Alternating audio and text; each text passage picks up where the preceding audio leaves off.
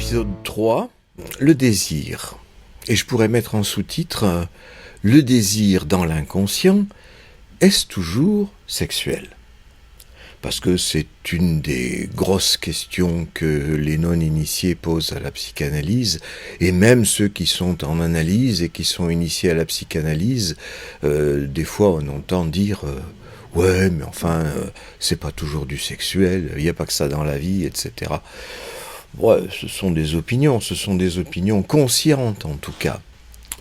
Parce que ce qui distingue la demande du désir, c'est justement que la demande est consciente et que le désir est inconscient. Et il est inconscient. Pourquoi ? Eh bien justement parce qu'il est sexuel. Et que dans le sexuel, il y a quoi ? Il y a la castration. Et que la castration, c'est une mutilation. Donc c'est quelque chose de terrible, d'horrible, dont on ne veut rien savoir. Et c'est pour ça que ça se réfugie dans ce qu'on appelle l'inconscient, parce que ce n'est pas conscient. Donc il est très logique que des tas de gens disent « Mais oui, mais enfin, c'est pas que sexuel. Le sexuel, on veut bien en savoir ce qui est agréable. » Ce qui peut se dire comme ça dans les magazines. Mais ce qui est désagréable, c'est-à-dire tout simplement la division de l'humanité en deux parties, hommes et femmes, cette division se fait via ce que les enfants nomment la castration. C'est ça qui est la catastrophe que l'on cherche à éviter à tout prix.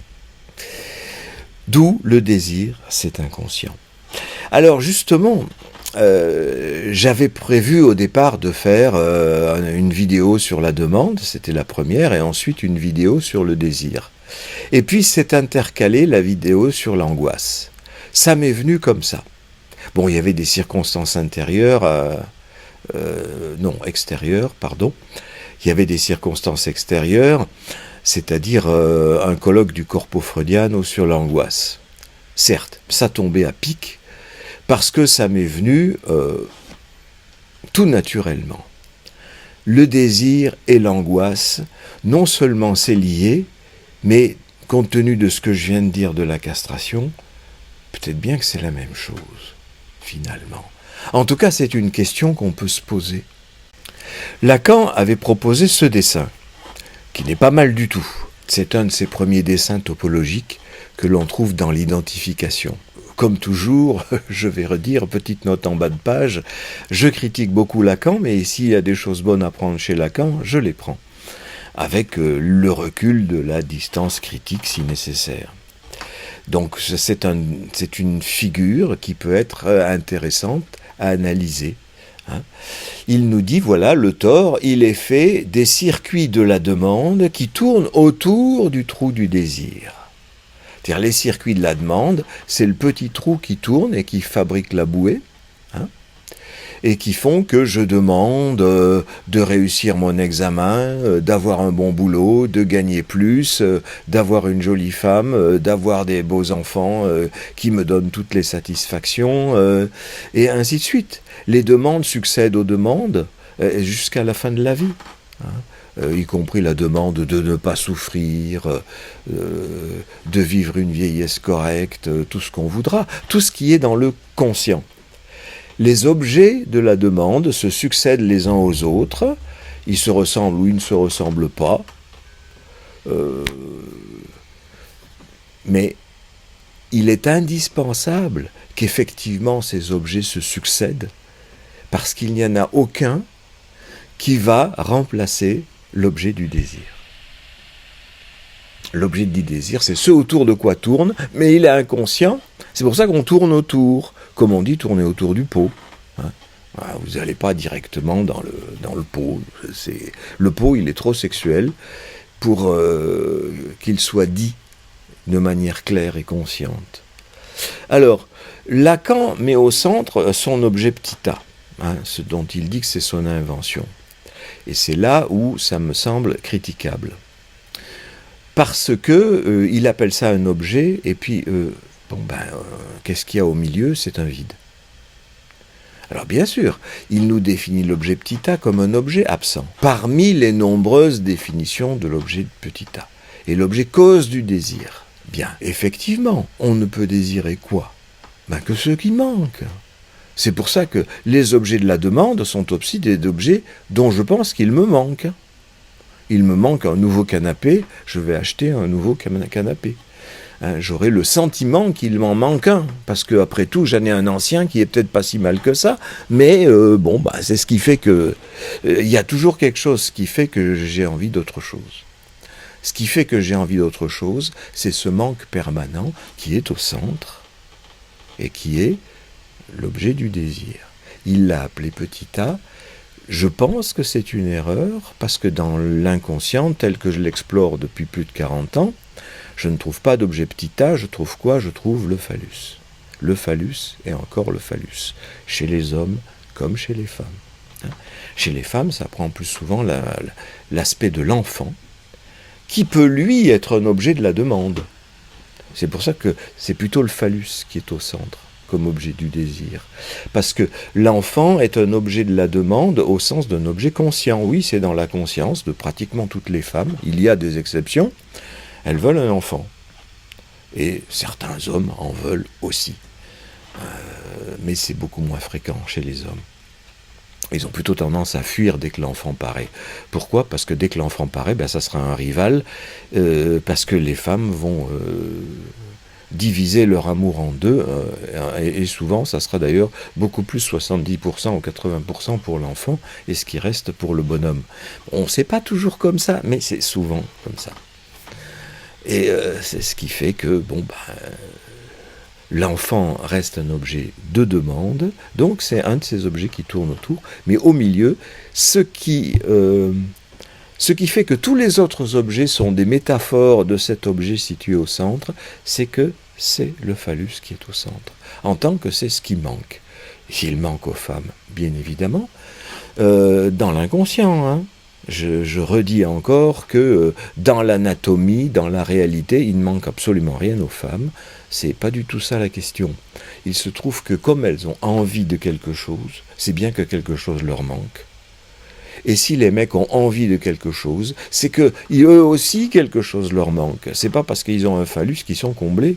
Ils passent leur temps aussi à chercher des substituts de ce phallus, sous forme de belles positions, pouvoir, argent, femme, enfant éventuellement, pourquoi pas. Tout cela ne sera toujours que substitut du phallus. C'est pour ça que moi je mets au centre le phallus et non pas l'objet petit a, qui est une invention intellectuelle dont je vois franchement pas l'intérêt, si ce n'est de voiler encore une fois ce qui est dans l'inconscient, qui est le phallus. Mais le phallus en tant qu'il manque. Quand Lacan dit l'objet petit a, c'est l'objet absent, ça prend sens si on dit oui, cet objet, c'est le phallus. Parce que le phallus, il prend de la valeur en tant qu'il manque ou qu'il peut manquer. Comme tous les objets, l'argent, il manque, et quand j'en ai, il peut manquer. Alors je fais des économies, ou je le place à la banque, etc. L'enfant, il est là, mais il peut manquer. Donc j'en fais un deuxième, et un troisième, et ainsi de suite. Donc cette figure topologique qui articule la demande et le désir, elle est pas mal, mais elle a des manques. Elle n'est pas totalement... elle ne décrit pas totalement la réalité des choses. La réalité, c'est la réalité fantasmatique, c'est de ça dont je parle. Parce que c'est un trou. Et c'est un trou qui tourne autour d'un trou. Mais il y a aussi des objets, c'est-à-dire c'est pas que des trous. Le phallus est un objet, et les objets de la demande qui viennent en substitut du phallus sont aussi des objets. Donc ce truc qui nous présente que les trous, c'est intéressant parce qu'il nous indique ce qui nous pousse de l'avant. Il y a des trous, on cherche à les combler. Mais en même temps, ça ne dit pas que le phallus, il n'est pas tout le temps absent. Parfois, il est là. Alors, il y a justement, dans les écoles de psychanalyse, chez Lacan, chez les lacaniens, et même chez tous les freudiens, il y a cette culture morale du manque. C'est-à-dire, il faut accepter le manque. Une analyse ça doit aboutir à la chute de l'objet petit a, c'est-à-dire l'acceptation du manque, ou encore l'acceptation de la castration. Quand on dit les choses comme ça, on transforme la psychanalyse en une morale. Alors, on va nous parler d'éthique pour faire plus joli, mais disons les choses comme elles sont, c'est une morale, c'est un idéal. Il faut parvenir à cet idéal dont on ne se rend pas compte que c'est le même que celui des religions. Les bouddhistes, ils vous prônent le vide. Le nirvana, c'est arriver au vide, c'est arriver à renoncer aux objets de ce monde. Que dit le christianisme? C'est renoncer aux objets de ce monde. Consacrez-vous à Dieu. Et c'est ce que font les moines, les sœurs, que ce soit des bouddhistes ou des chrétiens, d'ailleurs, ils consacrent leur vie à essayer de se passer des objets. On sait bien ce qu'il est en réalité, on a bien compris qu'à une époque, les moines, c'était en fait les personnes les plus riches, que c'était vrai dans la chrétienté. J'ai appris dans mon voyage au Vietnam que c'était vrai aussi dans les pays asiatiques, où les moines, à force de recevoir des dons, en fait, ce sont eux les plus riches. Alors que leur vœu, c'est de renoncer aux objets de ce monde. Donc tout ça, c'est hypocrisie et compagnie. Mais bon, si ça peut être la voie que choisissent certaines personnes et qu'ils trouvent que leur vie est bien dans cette voie-là, mais pourquoi pas? Je ne suis pas là à faire de la morale à mon tour. Chacun trouve les objets de la demande là où il veut, et si son objet explicite c'est le vide, pourquoi pas, on peut dire, j'ai une philosophie du vide, ou j'ai un culte du manque, pourquoi pas. Mais moi, je trouve ça pas terrible, et je préfère sortir de l'hypocrisie et dire, oui, moi, ça me fait envie d'avoir des objets. Et effectivement, mon désir, vu que je l'ai exploré pendant des années, des dizaines d'années, je sais que c'est de l'ordre du phallus, mais c'est au sens du... puisque je serais censé l'avoir, pourquoi est-ce que je le désirerais?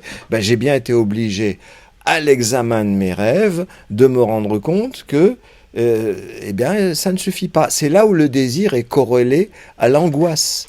Parce que l'angoisse de perdre le phallus fait que dans mes rêves, il est déjà perdu et je vais le chercher.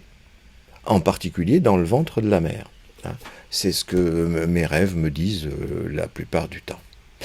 Et d'ailleurs, je vais vous raconter un rêve, histoire d'illustrer et de montrer que tout ça n'est pas que de la théorie, c'est une théorie, mais en tant qu'elle vient de la pratique. Donc, philosophie du vide, pourquoi pas, mais il n'y a pas de vide sans plein.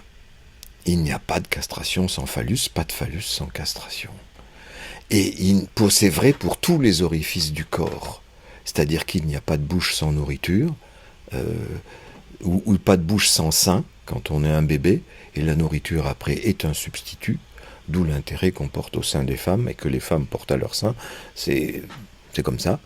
Il n'y a pas d'anus sans caca, ou sans phallus, parce que le caca est aussi un substitut du phallus. Il n'y a pas d'oreille sans son pour entendre, il n'y a pas d'yeux sans image à voir. Tous les orifices, et il n'y a pas non plus de nez sans odeur pour sentir. Il n'y a pas de trou sans surface. C'est comme ça qu'on peut dire, finalement, en abstractisant toutes ces choses, on arrive à cette formule qui est tout simplement un constat tout bête. Il n'y a pas de surface sans trou, ni de trou sans surface. Même une surface comme celle-ci, eh bien, le trou est autour. Sinon, je ne pourrais même pas la saisir si c'est une surface infinie. Je ne saurais pas, il faudrait que j'aille à l'infini pour attraper le bout, pour pouvoir vous la montrer. Et donc, j'en serais pas encore revenu, parce qu'il faut un temps infini pour aller à l'infini, saisir le bout. Ça sert à rien d'avoir une morale du manque, et de l'acceptation, et du renoncement, de la renonciation. J'avais un ex-ami qui est chef d'école de psychanalyse, qui avait cru repérer chez Freud 5 différents aspects du refoulement, l'affaire Drengung, le refoulement, l'affaire Leugnung, le déni, l'affaire Neinung, la dénégation, l'affaire Verfung, qu'il a traduit par la forclusion chez Lacan, l'affaire Zagung, la panne, le refus de fonctionner. Et enfin, la Verzicht, ce qui fait une 6e catégorie de refoulement, mais qui serait plus un refoulement, qui serait la renonciation. Le renoncement à tous les objets. Bon, ce qui est personnellement, je trouve, n'importe quoi, parce que on est bien obligé de renoncer, mais c'est pas pour ça qu'on va pas continuer de désirer et de demander. C'est juste qu'on peut, après le parcours d'une analyse, être un peu moins exigeant, tout simplement. Je dis pas que c'est ce qu'il faut obtenir, mais ayant compris que toutes ces choses sont métaphores d'un phallus après lequel on court et qu'on n'aura de toute façon pas, parce qu'il est insuffisant, c'est comme ça, ma foi, qu'on ait ou qu'on n'ait pas des objets substitutifs, ça devient moins casse-couille de toujours courir après quelque chose. Mais pourquoi on ne continuerait pas à courir? Et heureusement, c'est ça qui nous fait vivre. Donc c'est là où l'angoisse est articulée au désir. Le désir, je suis en manque de quelque chose, donc je le désire. Manque de phallus principalement, puisque c'est le désir inconscient. Et manque d'un objet dans le conscient, ça devient une demande, et donc je cours après ce qui me manque, que ce soit dans la demande ou dans le désir. Et quand je n'ai pas, eh bien, je peux éprouver de l'angoisse. Ça peut être donc l'angoisse comme l'envers du désir. C'est pas toujours que j'éprouve de l'angoisse quand je constate que je n'ai pas quelque chose, mais ça arrive. Il y a des gens qui sont dans l'angoisse de manquer de nourriture, ils deviennent boulimiques, ou de manquer d'argent, et ils deviennent radins, et ainsi de suite. On n'est pas obligé d'avoir une fixation sur un objet d'angoisse. Pour certains, ça se fixe là-dessus. Et pour certains, dans ce qu'on appelle la phobie, l'objet de l'angoisse apparaît comme ça dans la réalité, ou n'apparaît pas, mais imaginairement, comme s'il pouvait être dans la réalité. Et à ce moment-là apparaît l'angoisse. Et l'angoisse de quoi? De quelque chose qui n'est pas là. Alors, Lacan avait justement inversé le processus comme il le fait souvent, parce que c'est quasi systématique chez lui. C'est une forme de pensée, il inverse les choses, et donc ça fait quelque chose de nouveau qui épate les foules. Et donc l'angoisse, ça ne serait pas l'angoisse de manquer, mais ça serait le manque du manque. Ça serait l'angoisse de manquer de quelque chose qui manque.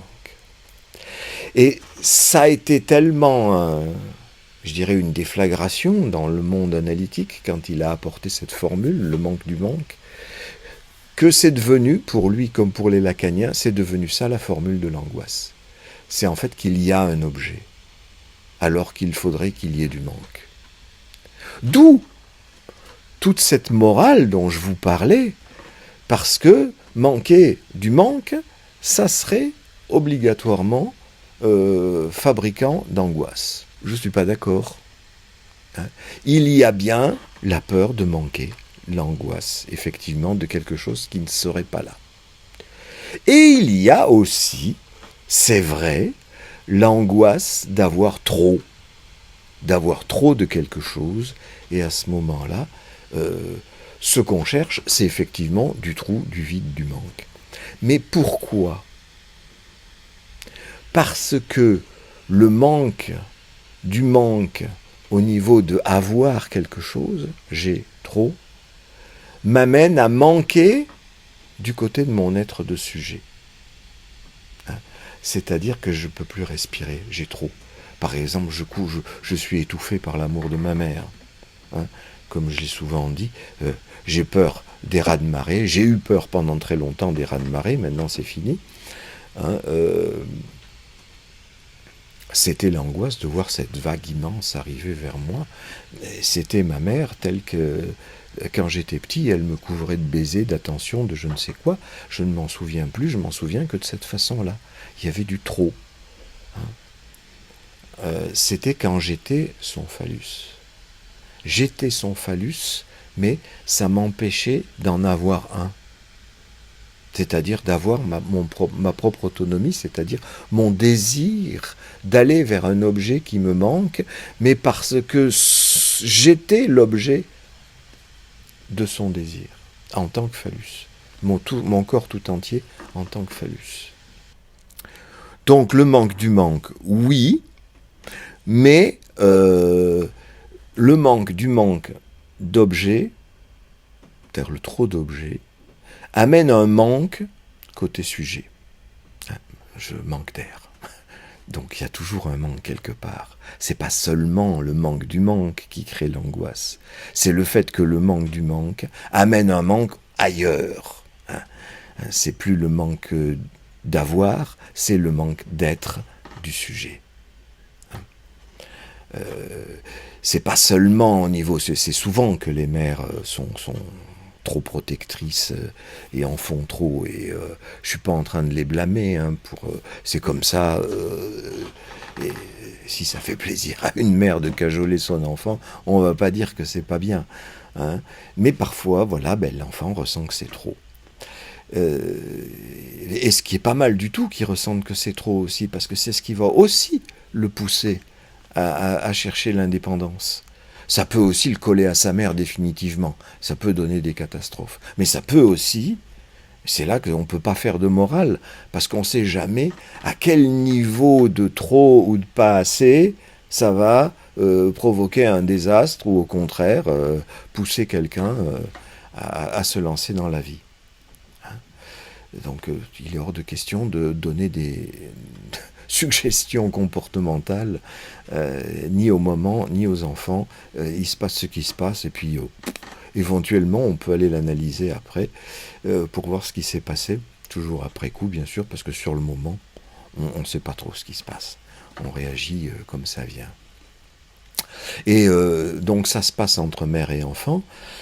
Cette question du manque, ça peut aussi se passer entre adultes, parce que, vous avez sûrement eu cette expérience en tant que mec ou en tant que femme, d'une femme qui en a marre des demandes sexuelles de l'homme. Souvent ça marche beaucoup au début, dans le moment de rencontre, dans le moment de période de cristallisation, comme disait Stendhal, où on a très envie l'un de l'autre, et puis après, une fois que les choses sont instituées, surtout si elles se sont instituées dans un mariage, etc., ça devient une routine, mais alors pas pour le mec, qui lui a toujours une demande de sexe, tandis que la femme est comblée par sa demande d'amour, surtout si elle a réussi à obtenir le mariage, voire les enfants.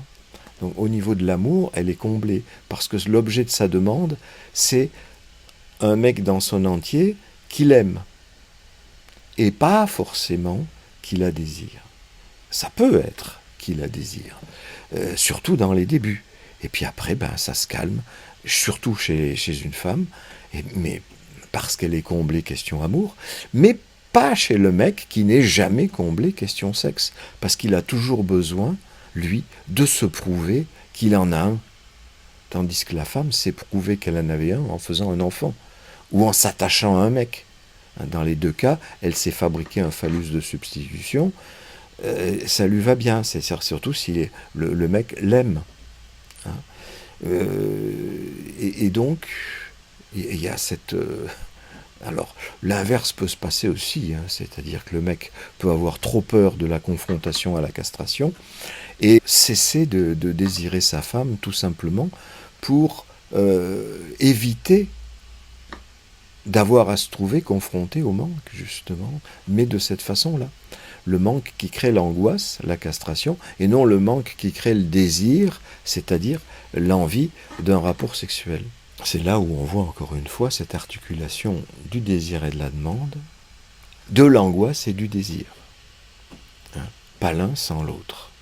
Parce que quand on désire, il y a toujours quelque part cette possibilité que ça s'inverse en angoisse. Et ces deux angoisses, telles que je les ai décrites, l'angoisse de manquer et l'angoisse de manquer de manque.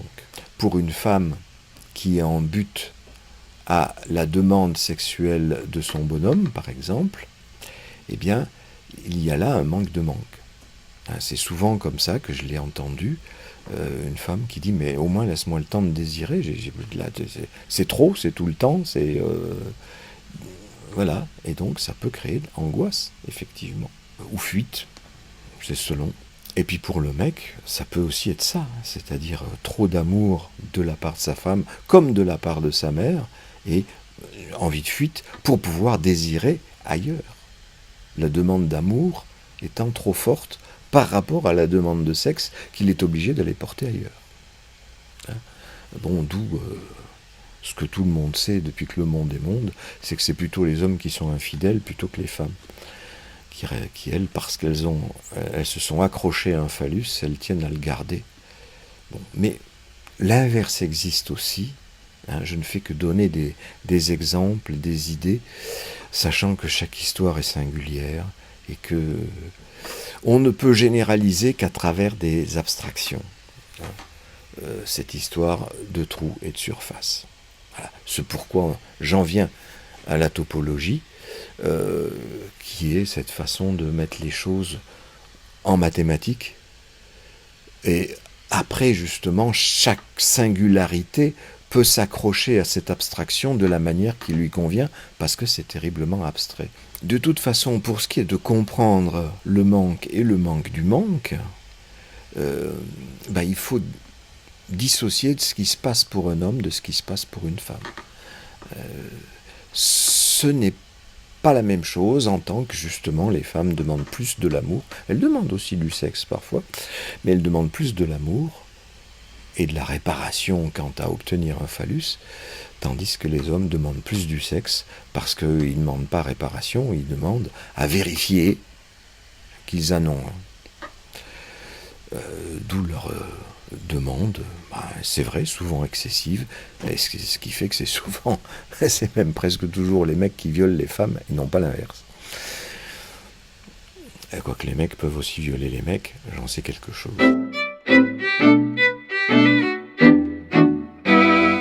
Dans les siècles précédents, les parents, surtout les mères, passaient leur temps à mettre les filles en garde contre les garçons. Justement parce qu'elles savaient quelque part que les garçons demandent du sexe et éventuellement pour laisser tomber la fille après, notamment s'ils la mettent enceinte. Histoire connue, vieille comme le monde, et qui fait que les filles sont élevées dans cette angoisse des propositions des mecs. Ça ne les empêche pas de désirer aussi, en tant qu'attrait de l'interdit, et ce manque du phallus qui fait que elles ont quand même envie du phallus du mec, de son amour, et de son amour en tant qu'il peut apporter cet enfant comme phallus de substitution.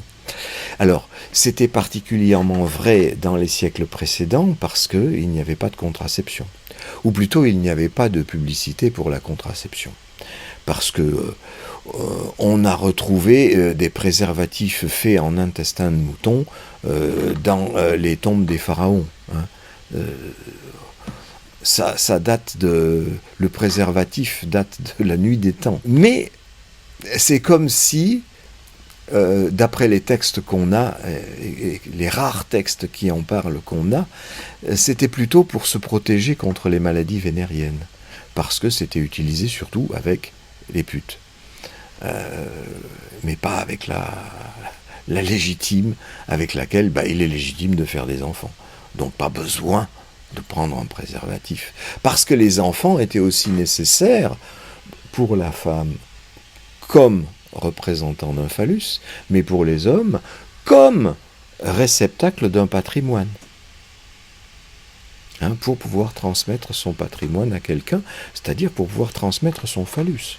L'enfant est la preuve aux yeux de tous qu'on a un phallus, mais c'est la preuve aussi qu'on a de quoi transmettre à l'enfant. Ce sont aussi des problématiques qui ont beaucoup changé. Donc la peur de tomber enceinte trop tôt et hors mariage, c'est quelque chose qui est beaucoup tombé, en tout cas dans nos sociétés. Quoique je sais que dans d'autres sociétés, comme en particulier aux Indes, au Népal ou dans les sociétés musulmanes, faire un enfant hors mariage ou avoir des rapports sexuels hors mariage, c'est l'horreur totale. C'est le crime absolu. Hein. Aux Indes, c'est inscrit dans la loi qu'on ne doit pas avoir de relations hors mariage. Hein, c'est pas pour ça qu'il n'y a pas des représentations de phallus et de vagin partout, puisque c'est la religion hindouiste. Ça n'empêche pas que les relations sexuelles, c'est dans le mariage. C'est pour se protéger, justement, contre cet abandon des mecs, pour donner à la femme une certaine sécurité vis-à-vis des enfants qu'elle met au monde. Donc c'était vrai dans les sociétés occidentales autrefois, ça l'est plus de nos jours, parce que les femmes travaillent et peuvent avoir leur indépendance et assurer l'éducation d'un enfant toute seule. C'est pas pour ça qu'il faut pas les aider, hein, quand on est le responsable du dit enfant. Mais enfin, encore une fois, je suis pas là pour faire de la morale. Chacun fait bien comme il peut, mais les circonstances, notamment l'arrivée de la contraception, et donc du changement des mentalités autour de la position de la femme, ont fait que les choses ont changé. Ça ne change rien quant au désir, ça change vis-à-vis de la demande. Ça ne change rien vis-à-vis du désir, qui reste le désir du phallus. Les modalités ont changé. Alors le mariage, ça a cette fonction de sécurisation des enfants d'un côté, sécurisation aussi de la femme de l'autre quand on lui interdit de travailler. Ça a cette fonction de transmission du patrimoine, mais ça a aussi cette fonction inconsciente qui est du côté du désir, de se concilier les parents. Parce que les parents sont des rivaux dans le fait que l'enfant se trouve quelqu'un d'autre à aimer, quelqu'un d'autre à désirer. C'est le complexe d'Oedipe. Hein. Le mariage est cette institution par laquelle les parents donnent leur accord à l'enfant pour aller désirer ailleurs, aimer ailleurs, procréer ailleurs. C'est-à-dire, effectivement, là, il y a une renonciation. Il y a une renonciation qui peut se faire dans la joie, hein. C'est pas forcément triste. Mais il y a toujours dans l'inconscient un vieux reste de complexe d'Oedipe qui fait qu'il y aura toujours conflit avec les beaux-parents. Ça, c'est aussi connu depuis que le monde est monde. C'est la source de centaines de milliers d'histoires. Hein, la rivalité entre le père et la nouvelle femme de son fils, ou la mère et la nouvelle femme de son fils, ou la mère et le mec de sa fille, et ainsi de suite. Forcément, quand on est plusieurs à s'aimer, il y a toujours du plus d'un côté, du trop d'un côté, du manque de l'autre, et c'est jamais harmonieux. Sauf par certains moments où on y arrive un peu comme ça, plus ou moins. Hein. Et le mariage a cette fonction, avait en tout cas cette fonction autrefois, d'apaiser les choses, parce que c'est le père traditionnellement qui conduit sa fille à l'autel, c'est-à-dire qu'il renonce à son amour pour elle. Il accepte que notre puisse l'aimer. Et la mère conduit son fils à l'autel, pareil, parce qu'elle renonce à son amour pour son fils. Bon, c'est une renonciation consciente, parce que dans l'inconscient, ça continue à faire son petit chemin. Il suffit d'écouter les rêves des gens. J'ai écouté les miens pendant suffisamment longtemps pour savoir à quoi il faut s'attendre de ce côté-là. Du côté du désir, il n'y a jamais de renonciation. C'est pour ça que c'est inconscient d'ailleurs. Parce qu'on doit consciemment renoncer à ses enfants. L'inconscient, lui, n'y renonce pas. Hein. C'est-à-dire, mon désir tel qu'il continue à être est refoulé dans l'inconscient parce que eh bien, c'est dans l'ordre des choses de laisser les enfants partir, etc. Donc ça ne veut surtout pas dire qu'il faut renoncer. Hein, parce que de toute façon, c'est peine perdue.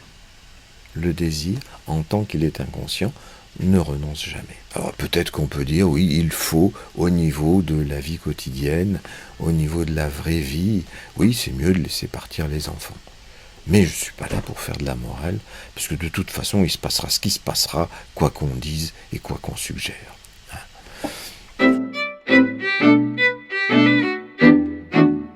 Alors, mon rêve, pour indiquer en quoi tout cela, ce n'est pas de la pure théorie, mais ça vient de l'analyse des rêves. Encore une fois, je dis essentiellement de l'analyse des rêves, parce que si on se contente des lapsus et des actes manqués, ça va pas loin l'analyse. Alors, mon rêve dit la chose suivante, j'allais sortir, et mon ex-épouse, qui dans mon rêve a l'air d'être toujours mon épouse, quoique ça fait 30 ans que nous sommes divorcés, et elle se montre ironique et dubitative sur le fait que je vais sortir. Elle me montre un trousseau de clés dans lequel je constate qu'elle a enlevé une clé. Et pas n'importe quelle clé, c'est la clé de la voiture. Et pour sortir, je voulais avoir la clé de la voiture, qui est la clé de ma sortie. Ça me met dans une rage folle. Je lui dis, tu peux pas m'emprisonner comme ça. Tu peux pas m'empêcher de prendre la voiture. Et alors je lui arrache le trousseau de clés des mains. Et mon geste est tellement violent que ça lui arrache un bout de doigt. Et elle est même pas, elle pousse pas un cri de douleur dans mon rêve. Non, ça la fout en colère elle aussi, c'est tout. Et d'ailleurs, ça ne saigne pas. Le bout, je le vois, il est un petit peu noir, comme s'il avait pourri naturellement. Je lui dis, mais va donc à l'hôpital, va, pour une fois, parce que je sais dans ma tête que c'est pas la première fois que je lui arrache un bout de doigt. Alors, vous voyez, c'est comme ma mère, hein, qui continue d'être là dans certains rêves, et là, quelque part, elle fait comme ma mère, qui voulait me garder à l'âge de 5 ans, comme si elle l'avait dit, je l'ai dit dans cette vidéo, ça, qu'elle me considérait comme ayant toujours 5 ans, quel que soit mon âge. Elle aurait voulu me garder, oui, enfant. Et que je prenne mon indépendance, ça lui convenait pas du tout. C'est un peu ça qui est mis en scène, mais à la place de ma mère, je mets mon ex-épouse. Effectivement, quand j'ai divorcé, il se trouve que j'ai voulu garder la voiture, je lui laissais l'appartement, les meubles, tout, hein, parce que je voulais pas d'ennui, je voulais pas qu'on se batte comme des chiffonniers, et c'est ce qui s'est passé, on s'est pas battu comme des chiffonniers, c'est très bien. Mais j'avais besoin de la voiture, qu'elle m'a laissée volontiers d'ailleurs, j'avais besoin de la voiture tout simplement pour aller travailler, parce que je travaillais à 250 km de là. Si j'avais pas la voiture pour aller travailler, je pouvais plus travailler, je pouvais plus payer la pension pour la gamine. C'était plus possible. Donc il me fallait absolument les clés de la voiture. Mais au-delà, ça représente les clés, évidemment, mon phallus. La clé, c'est quelque chose qu'on met dans un trou. Et c'est ce qui donne la clé de l'indépendance, c'est ce qui me donne la certitude de pouvoir être phallique, moi. C'est-à-dire de pouvoir désirer ailleurs. Pourquoi a-t-on divorcé ? Parce que j'avais désiré ailleurs. Hein. J'avais eu une liaison avec une autre femme. Quand j'en ai informé ma femme, parce que moi j'étais à l'époque dans une idéologie de la vérité et de la liberté, je l'ai informée de la chose avant que ça ne se passe. Et à ce moment-là, elle a eu un cri de désespoir où elle a dit je n'aurai donc jamais rien à moi. Et ça m'avait hyper choqué parce que, ah bon, j'étais donc à elle. J'étais son objet. C'est là que je l'ai découvert, si vous voulez. Je n'avais pas droit à ma liberté. Alors je sais, ça ne se fait pas de tromper sa femme, c'est pas bien, c'est tout ce que vous voulez. Je l'ai fait, c'est comme ça. Voilà.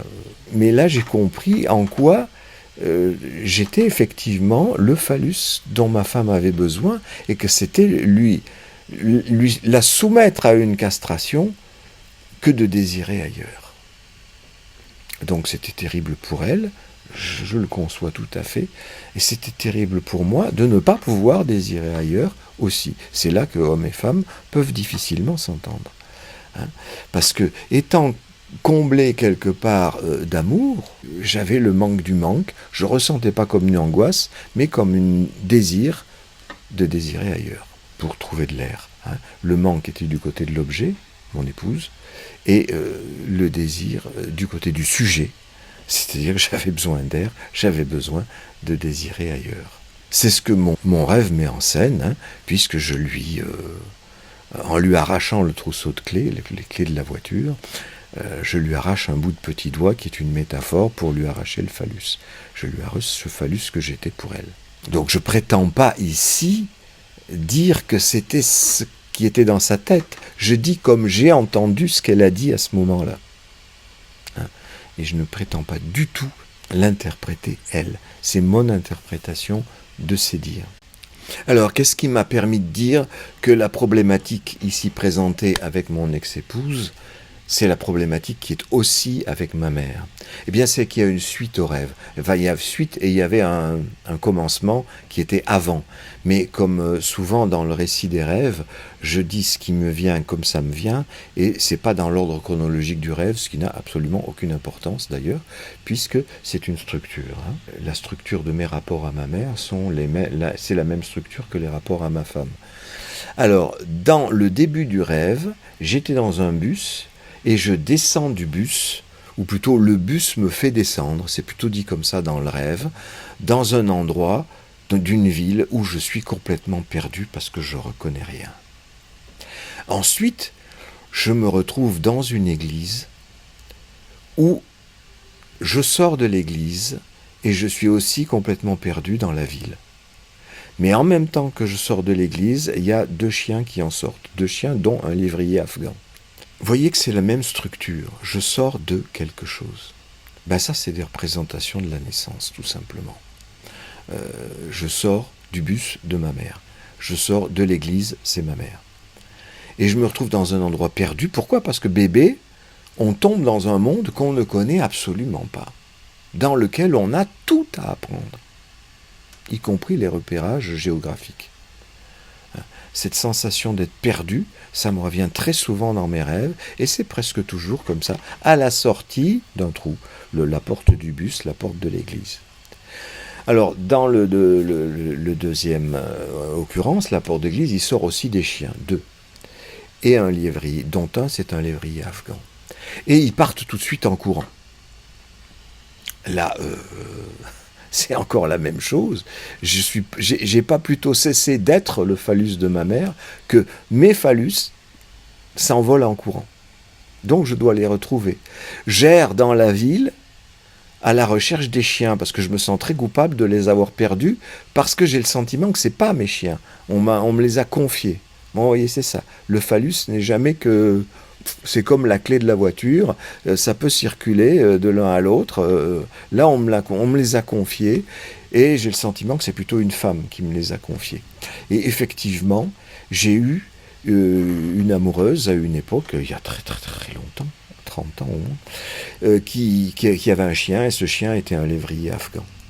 Ça revient pourquoi ? Parce que c'était une femme dont j'étais très très très amoureux. Et... mais elle était beaucoup plus amoureuse de son chien que de moi.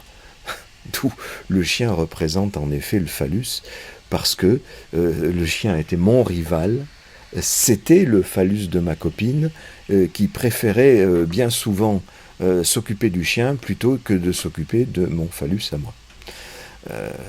C'est ça qui est dit dans le rêve.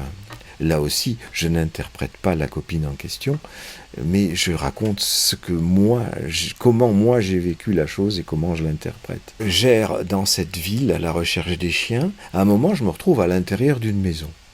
Je ne sais absolument pas comment j'ai fait. Je ne suis pas rentré dans une maison. Je n'ai pas du tout cette notion. Je suis dans une maison et j'entends aboyer au loin. Ce qui veut dire que, ah tiens, les chiens sont là, dehors. Donc je sors. Et pour sortir, je descends par un escalier très très étroit et je sors par une porte très très étroite. Encore une représentation de la naissance, passer par une porte étroite. Hein ? Et pourquoi j'ai envie de naître ? Parce que le phallus est à l'extérieur, je l'entends aboyer. Je reste le phallus de ma mère. Si je suis le phallus de ma mère à l'intérieur, je n'ai pas le phallus.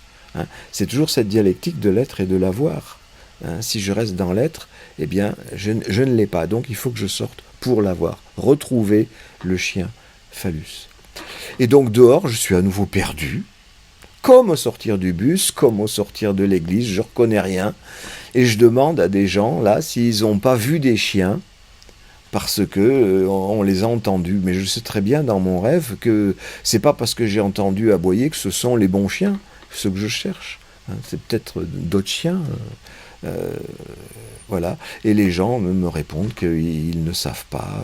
Et je reste paumé de chez paumé. Je n'ai pas retrouvé mon phallus, du moins dans ce rêve. Bon, ça me fait dans le rêve juste une petite inquiétude. Et le vague sentiment de culpabilité d'avoir perdu le phallus de quelqu'un. Hein, vous voyez, elle s'occupait plus de son chien que de moi, donc j'avais le sentiment que ça me coupait le zizi, puisqu'elle s'occupait du phallus chien. Et en même temps, je me sens coupable de ne pas, moi, m'occuper du chien comme elle s'occupe du chien, ce qui peut-être lui aurait fait plaisir. Hein. Tout comme en tant que père, je m'occuperai d'un enfant, moins pour me faire plaisir et pour l'enfant que pour faire plaisir à la femme qui est contente de voir que je m'occupe de son phallus enfant. C'est la fameuse formule de Saint-Exupéry, vous savez, qu'à une époque, il était de coutume d'afficher dans les maisons. Aimer, ce n'est pas se regarder l'un l'autre, c'est regarder ensemble dans la même direction. C'est un idéalisme bon enfant qui ne marche pas longtemps, mais qu'on peut faire fonctionner de cette façon-là. Hein, s'intéresser à quoi s'intéresse l'autre pour pouvoir préserver la relation. Et en espérant que s'intéresser à son objet du désir va faire qu'elle va s'intéresser, qu'elle va me désirer. Et là, on en vient à cette autre inversion de Lacan dont je n'ai pas encore parlé, parce qu'il a fait cette inversion, ou ce redoublement du manque, il a aussi fait cette inversion du désir du désir. Il dit le désir de l'homme, c'est le désir de l'autre. C'est-à-dire que je désire pas seulement l'autre, je désire aussi être désiré par l'autre. C'est comme ça que ça se noue, hein, les relations. S'il y a seulement mon désir pour l'autre, ça ne sert à rien. Ça s'appelle un viol. Et si, par contre, il y a le désir de l'autre, alors c'est plus un viol, c'est une super relation. Il faut donc, homme comme femme, il ne faut pas seulement désirer l'autre, il faut désirer être désiré. Sauf que là aussi, Lacan a tout misé sur le désir du désir, en oubliant un peu le désir tout court. Tout comme il a tout misé sur le manque du manque, en oubliant le manque tout court. Mais il y a toutes ces articulations, toutes ces balances, toutes ces nuances de l'un à l'autre, où la singularité de chacun trouve matière à s'exprimer. Donc c'était mon cas. Si je m'occupe de l'enfant, si je m'occupe du chien, alors à ce moment-là, je pourrais peut-être solliciter le désir de l'autre, parce que ce que je désire, c'est d'être désiré aussi. Et ça, on l'entend combien de fois dans la bouche des femmes. Je désire être désiré pour ce que je suis et non pas pour mon sexe. C'est-à-dire, c'est une façon de dire je désire être aimé. Hein. C'est-à-dire, je veux pas seulement être l'objet de satisfaction sexuelle du mec, je veux qu'il y ait aussi autre chose. Mais pour le mec, il veut avant tout que la femme soit l'objet de satisfaction, ce dont la femme se défend, bien entendu, mais le mec veut aussi qu'il y ait autre chose. Ce qui fait que c'est pas simple. C'est juste une question de priorité, priorité au sexe chez le mec, priorité à l'amour chez la femme.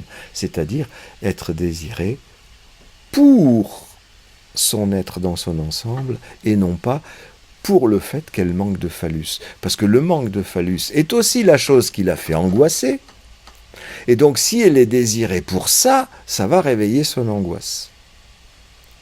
Donc elle préfère être désirée pour ce qui est le phallus en elle, c'est-à-dire la totalité de son corps, c'est-à-dire ce qui était le phallus de sa mère.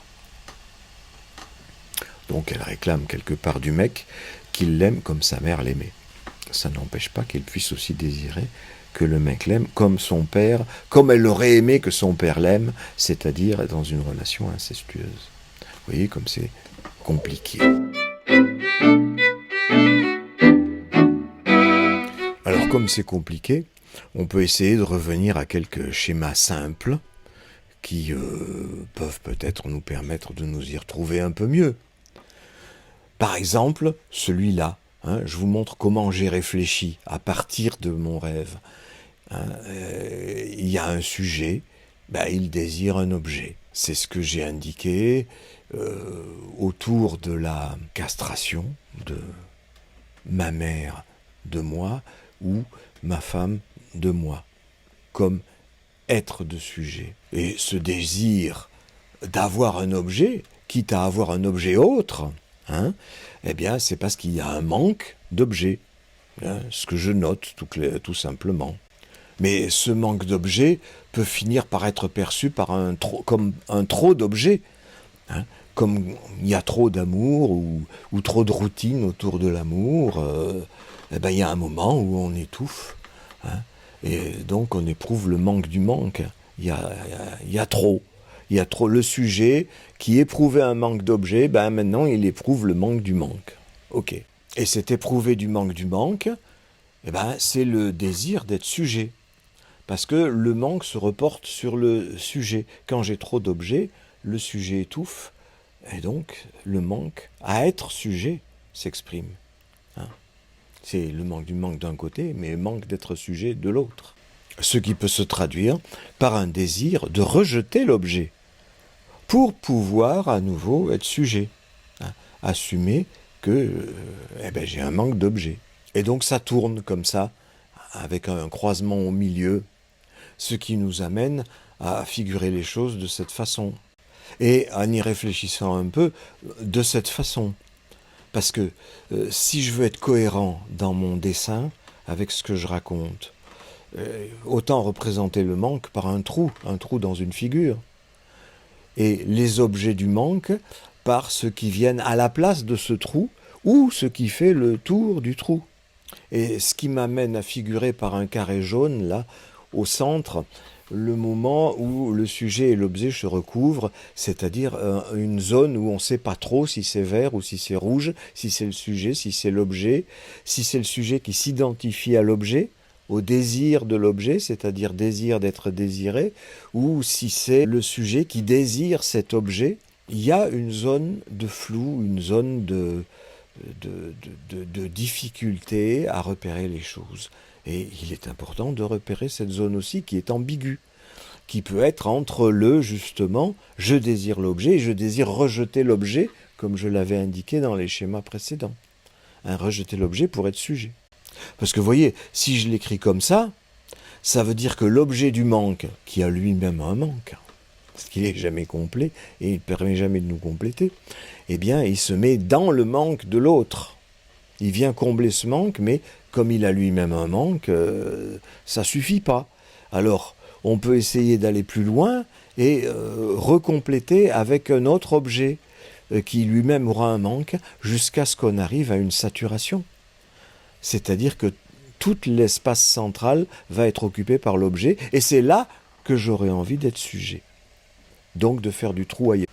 C'est là qu'en y réfléchissant un peu, je m'aperçois que les deux carrés que j'ai représentés tout à l'heure, je peux les représenter aussi bien par deux ronds, c'est pareil. Et là, ça peut être deux ronds de ficelle qui s'enlacent l'un dans l'autre, comme ça. Cet enlacement, si ça gonfle, comme mon carré rouge qui gonflait au point d'occuper tout le trou central, si ces ronds de ficelle gonflent pour devenir des bouées de plus en plus épaisses, elles finissent par boucher complètement, l'une bouchant le trou de l'autre. Le sujet bouchant le trou de l'objet bouchant le trou du sujet. Chacun pouvant être ou sujet ou objet, c'est selon. Et c'est là que je m'aperçois que plutôt que de mettre mes ronds enlacés comme ça, j'aurais pu les poser l'un sur l'autre. Mais à ce moment-là, ils ne tiennent pas là ensemble, l'un avec l'autre. J'ai mis symbolique et imaginaire là pour faire référence à Lacan, mais c'est pas forcément utile. Ça voudrait dire que le réel a foutu le camp et ne permet pas au symbolique et à l'imaginaire de tenir ensemble. Parce que c'est vrai que, et c'est le seul intérêt du nœud borroméen, c'est d'indiquer que le réel, le symbolique et l'imaginaire ne peuvent pas exister l'un sans l'autre. C'est pour ça que c'est inutile de privilégier le symbolique ou le réel comme l'a fait Lacan à une époque et comme l'ont suivi l'immense majorité des lacaniens, au détriment de l'imaginaire qui serait moins bien. Parce que sans l'imaginaire, on ne peut rien non plus. Donc c'est le seul intérêt du nœud borroméen de montrer qu'il n'y en a pas l'un sans l'autre et que l'un n'est pas plus important que l'autre. Tous les ronds ont exactement la même fonction, la même forme, la même place. Il n'y a pas l'un sans l'autre. Mais on ne peut pas représenter le symbolique comme l'imaginaire. Sinon, en quoi le symbolique serait-il différent de l'imaginaire? Et on ne peut pas représenter le réel comme le symbolique et l'imaginaire. Parce que en quoi, dans ce cas-là, le réel serait-il différent? Puisqu'on en donne une représentation qui est exactement la même. Donc la représentation du nœud borroméen n'a d'intérêt que parce que elle indique qu'il n'y a jamais l'un sans l'autre. Mais une fois qu'on examine le détail du nœud borroméen, alors il faut laisser tomber ce symbolique réel imaginaire parce que cette représentation ne convient pas. Pas plus que celle du tore tout seul, la bouée, pas plus que celle des deux tores enlacés, les deux bouées enlacées, ça ne convient pas. C'est ça qu'il y a de bien quand on essaie de faire des schémas, c'est qu'on remarque qu'est-ce qui va, qu'est-ce qui ne va pas. Et on essaie de trouver quelque chose de mieux. En effet, mes deux ronds, posés l'un sur l'autre, ne tenaient pas. Si on en met un troisième, en passant régulièrement une fois dessus, une fois dessous, une fois dessus, une fois dessous, alors ça tient ensemble. Et à ce moment-là, si on considère la surface qui est entre les ronds, et qu'on considère cette surface comme étant tordue chaque fois qu'il y a un passage d'une ficelle sur l'autre, comme on tordrait une feuille de papier. Et à ce moment-là, on regarde ce qui se passe. On part pour arbitraire, par exemple, que cette portion-là, à gauche, verte, c'est le dessus, et que la portion rouge de l'autre côté, une fois qu'on a tordu la feuille de papier, c'est dessous. Parfait. Mais alors, en continuant, je devrais retrouver le dessus, et en haut, et en bas. Mais, justement, ça ne va pas, parce qu'à ce moment-là, je me retrouve avec le dessus qui est le dessus aussi de l'autre côté, et en haut, et en bas. Donc, il y a quelque chose qui ne va pas. Et ce quelque chose qui ne va pas, je suis obligé de le noter en mettant ni dessus ni dessus, c'est-à-dire une surface jaune, ni verte ni rouge. Ou est verte et rouge, c'est comme on voudra. C'est là que justement on arrive à une représentation intéressante de l'ambiguïté. Le désir qui peut devenir angoisse, le sujet qui peut devenir objet, objet du désir de l'autre, qui fait que je désire être l'objet du désir de l'autre. Et c'est là qu'on retrouve le nœud borroméen comme une bande de Mébius. C'est pourquoi la bande de Mébius, qui est un objet plus simple, peut peut-être suffire à nous représenter les choses. Et sur cette bande de Mébius qui est devenue le nœud borroméen, je peux indiquer la surface verte comme signifiée, c'est-à-dire ce que je veux dire dans le conscient, la signification qui est de l'autre côté quand on a tordu la feuille de papier, le dessous, c'est-à-dire ce que je veux dire en métaphore dans mon rêve, c'est-à-dire l'objet du désir, le phallus qui est sous l'objet de la demande. C'est ça la signification toujours inconsciente, pour ça qu'elle est en rouge, parce qu'interdite en général. Je me sers des feux de la circulation, signifier permis, c'est vert, signification, c'est interdit, parce que c'est l'inceste, c'est la castration, c'est le désir, c'est tout ce dont on ne veut pas entendre parler. Et puis il y a les zones floues, qui sont entre les deux, et qui sont jaunes. Et ça, on peut éventuellement l'appeler le réel, parce que le réel est aussi une zone qu'on ne peut pas saisir. elle n'est même pas entourée. C'est pour ça que cette représentation a ses limites, c'est en tant qu'elle a des limites, justement. Et que le réel, lui, il est illimité. Il n'a pas de limite. C'est en ce sens-là que cette... Mais par contre, ça peut représenter l'inconscient, où en effet, il y a des significations contradictoires qui, étant contradictoires, deviennent incompréhensibles, insaisissables. Et les trous qui sont mis en noir dans cette représentation, ce sont les affects. Ou le désir, si l'on veut, parce que le désir est une façon de parler de l'affect. Amour, haine, colère, ce sont des façons que j'ai de parler du désir. Parce que l'amour, c'est le désir de fusionner avec l'autre, que l'autre soit mon complément. La haine, c'est le désir que j'ai de redevenir moi-même parce que l'autre m'étouffe. Il n'y a plus de trou entre les deux. C'est les torts enlacés qui se bougent complètement. La colère, c'est ce qui exprime ma haine, qui fait que je demande à respirer, tu me gonfles. On dit ça en français. Tu me gonfles, c'est-à-dire tu gonfles le tort et j'ai plus la place de respirer. Et bon, la colère et les autres affects dont j'ai pu parler, ce sont des trous qui permettent de mettre en valeur, découper autour des représentations, c'est-à-dire du signifié et de la signification. Les bords du signifié et de la signification, c'est-à-dire ce qui est représenté en blanc dans cette représentation, ce sont les signifiants, c'est-à-dire les mots que j'emploie pour en parler. C'est avec les mots que je peux faire une boucle, en effet, en revenant sur la fin de la phrase. Lorsque j'arrive à la fin de la phrase, j'ai encore en mémoire le début, et c'est ce qui fait que tout d'un coup, j'ai compris. C'est comme ça que je peux faire comprendre à l'autre aussi. Parce que l'autre, il a en mémoire le début de ce que j'ai dit, et au moment où je m'arrête de parler, le début et la fin se fusionnent, ça boucle, et je comprends quelque chose, j'ai un signifié. Par contre, il y a une chose que je n'ai pas voulu comprendre, c'était la signification. Ce qui demande analyse, c'est-à-dire en parler, refaire des bords pour tordre le papier et voir ce qu'il y avait dessous, c'est-à-dire la signification en général phallique des choses. Alors, dans cette représentation de la bande de Mébius, on retrouve les mêmes éléments que dans le nœud borroméen avec sa surface d'empan, telle que je viens de la représenter, la surface d'empan, c'est-à-dire ce qu'il y a entre les ronds de ficelle. Et nous avons là en vert ce qui est signifié, c'est-à-dire le sujet, ce que je cherche toujours à signifier auprès des autres, mais les autres, c'est-à-dire les objets.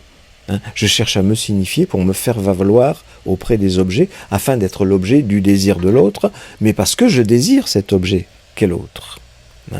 C'est pourquoi j'ai indiqué le désir, le sujet et l'objet comme surface, parce que la surface de notre corps, c'est ce qui se voit, même si notre corps a des trous. Et ce qui est visé, c'est justement les trous, qu'ils soient les miens ou ceux de l'autre. Et dans ces trous se glisse le désir. Et le désir sur une bande de Mébius, c'est l'endroit où on plie la bande de papier. C'est-à-dire plier, c'est passer dans le trou, passer dans la troisième dimension. Par rapport au plat de la feuille de papier, le trou, c'est ce qui est autour. Quand je plie la feuille de papier, je passe dans le trou. Et c'est donc là une représentation du désir. Le fait même de plier, c'est-à-dire de passer du sujet à l'objet. Et on voit là que ce qui pourrait appartenir aussi bien au sujet qu'à l'objet, c'est le phallus. C'est-à-dire c'est à la fois dessus-dessous, ça appartient en même temps au sujet, à l'objet. C'est ce qui peut en même temps déclencher le désir et aussi bien l'angoisse. Le désir, quand c'est le désir de puissance, je veux être phallique, je veux prouver à moi-même et à la nana que j'en ai un, et au monde entier si possible, en ayant des enfants par exemple. Et la castration, c'est cet endroit, vous voyez, j'ai mis la castration à l'endroit où c'est dessous. Le jaune passe sous le vert. Donc la castration, c'est l'endroit où le phallus tombe. Et où donc j'ai le désir, à ce moment-là, d'avoir l'objet qui est de l'autre côté, pour combler ce manque causé par la castration. Et de l'autre côté, la pliure qui est à gauche, c'est le désir d'être sujet, c'est-à-dire combler cette castration qui a été faite de moi sujet par le fait que l'autre me comblait trop. hein. Donc le manque est toujours au centre, mais voyez comment les désirs se combinent, s'articulent l'un et l'autre, en même temps que le sujet s'articule à l'objet, sachant que le phallus, c'est ce qui fait cette articulation, qui peut être l'avoir ou pas, et l'être ou pas.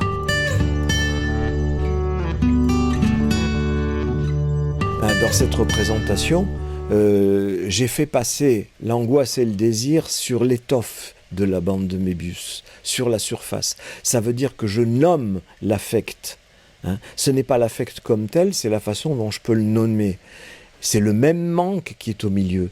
Mais selon le pli que lui donne le désir, c'est-à-dire le point de vue que je vais avoir sur mon manque, ça va être soit le désir d'aller vers l'objet ou de le rejeter, c'est-à-dire de m'en éloigner, pour éviter l'angoisse. L'angoisse de ne pas avoir ou de trop avoir. Hein, je le précise dans cette représentation-là, où je fais cette distinction qui est artificielle, hein, qui est du fait simplement de la représentation. Il y aurait un manque intérieur qui serait le désir et le manque extérieur qui serait de l'angoisse. Pourquoi j'ai mis l'un à l'intérieur, l'autre à l'extérieur? Parce que le désir, on en veut bien, mais l'angoisse, on n'en veut pas. On la remet toujours à l'extérieur. Et on veut que la cause de l'angoisse soit extérieure. Ce qui fait qu'un objet phobique, c'est bien pratique. Ça permet de dire l'angoisse, ça vient de l'objet phobique. Ça vient du chien, ça vient du cheval, ça vient du chat, ça vient de l'araignée. Ça vient de l'aiguille, ça vient du trou, ça vient de tout ce que vous voudrez, hein. Ça n'a aucune importance, mais c'est ce qu'on ne veut pas et qu'on voit dans l'extérieur. Hein. C'est une des explications de l'hallucination d'ailleurs, hein.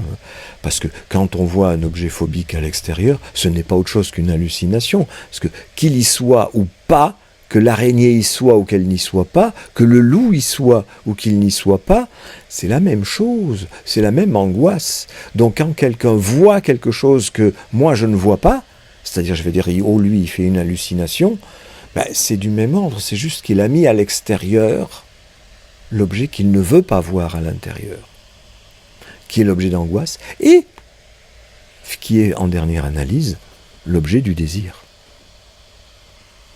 C'est-à-dire qu'une hallucination, quand on voit la Vierge érigée au milieu d'une grotte, par exemple, ben, c'est le phallus dans un vagin, évidemment. Salut Bernadette. C'est de cet ordre-là, hein. Et c'est ce qui fait qu'il y a des statues de la Vierge Marie partout, que l'on voit toujours enveloppée dans tous ces voiles qui font de son corps un phallus. Hein.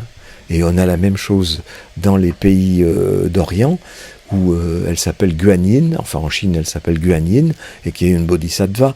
C'est la même chose que la Vierge Marie, c'est la même chose que l'image du phallus. Toujours le corps comme ça, totalement enveloppé de voile, qui fait que ce n'est plus une femme, c'est un phallus. Ou c'est l'image de la mère, comme on voudra, dont je suis le phallus. Et j'ai ajouté aussi, là, dans le désir d'être sujet, dans la pliure de gauche, j'ai ajouté l'identification, parce que être sujet, c'est aussi quelquefois faire son deuil de l'objet, c'est-à-dire en s'écartant de l'objet, je garde quelque chose de cet objet, c'est-à-dire un trait d'identification. Je fais comme cet objet-là. Par exemple, moi je fais de l'humour, j'adore ça, je fais des jeux de mots. Pourquoi ? Pas parce que je suis lacanien, parce que mon père en faisait. J'ai repris ce trait-là de mon père, parce que c'est le trait que j'aimais le mieux de lui. C'est là où mon père a été le plus aimable. Donc en me séparant de lui, je garde ce trait en moi, de lui. Identification. C'est là où je trouve un compromis entre l'amour pour l'objet et l'amour pour le sujet que je suis, qui ne veut pas être ni tout à fait comme l'objet, ni tout à fait dépendant de cet objet. De même que j'ai mis au-dessus l'angoisse d'être désiré. Bon, ce qui est plus particulièrement féminin, puisque les femmes sont le plus souvent en butte à la demande de sexe des hommes. Bon, et plus elles sont jolies, plus elles sont en butte à cette demande. Pourquoi plus elles sont jolies ? Parce que la beauté et le voile mis sur la castration, donc c'est ce qui fait que les mecs sont attirés. Hein, ils voient moins la castration, ils voient la beauté. C'est ça qui marche.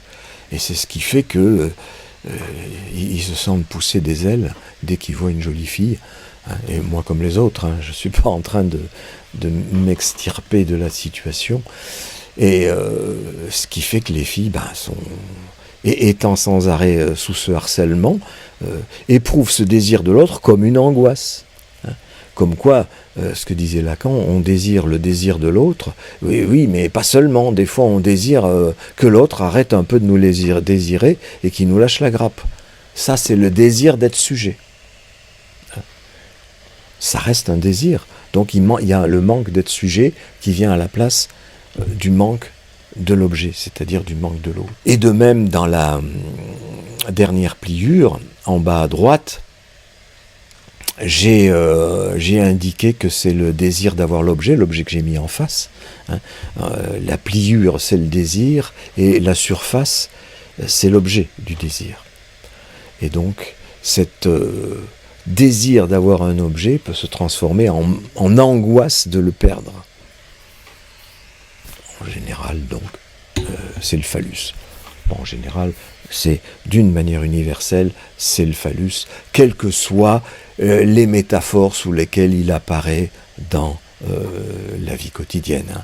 Peur de ne pas avoir à manger, peur de manquer d'argent, peur de manquer d'une relation sexuelle, peur de manquer de tout ce qu'on voudra. Mes schémas sont donc incomplets l'un par rapport à l'autre, c'est pour ça que je les ai mis l'un à côté de l'autre là. D'un côté, les surfaces qui déterminent l'articulation des objets entre eux, et de l'autre côté, les sentiments, angoisse ou désir, tels qu'ils sont articulés en fonction du désir de l'objet, désir d'être sujet, désir d'avoir le phallus, désir d'être soulagé du phallus, etc.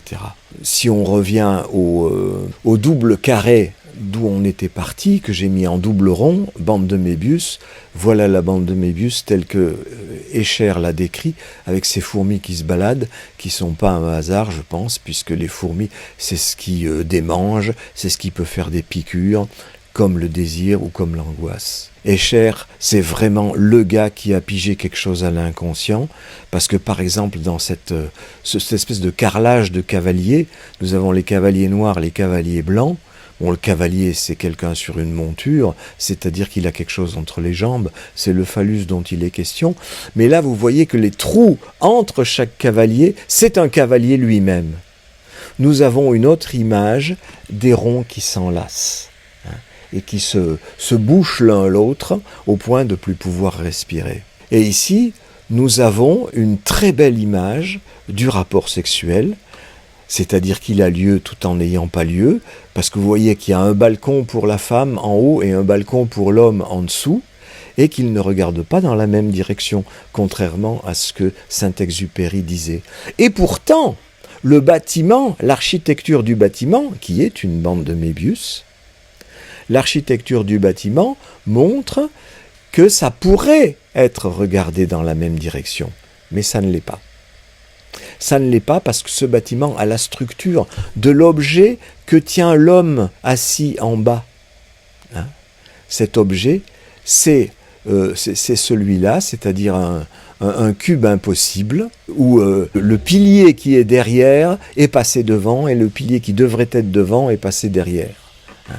Ce qui indique les contradictions auxquelles on est tous amenés à être confrontés entre avoir le phallus, ne pas l'avoir, donc être dessus, être dessous, vouloir prendre le dessus sur l'autre, mais finalement vouloir avoir le dessous parce que c'est peut-être mieux finalement, et ainsi de suite. Ce qui fait que là, on voit bien l'homme dans sa position de séducteur, en train d'indiquer à la femme le chemin pour aller vers ce palais, le palais du mariage, le palais de la relation sexuelle, c'est comme on voudra, et la femme se laisse bien emmener, mais c'est un palais ambigu, hein, où finalement on peut se retrouver prisonnier, comme le pauvre homme tout en dessous, là dans la cave, derrière ses barreaux. Nous avons aussi cette représentation du même Escher, où on voit qu'il part d'un dessin, un dessin en pavage, comme les cavaliers dont j'ai montré tout à l'heure, mais cette fois c'est la grenouille blanche, la grenouille noire, qui s'enlacent sans laisser un seul espace,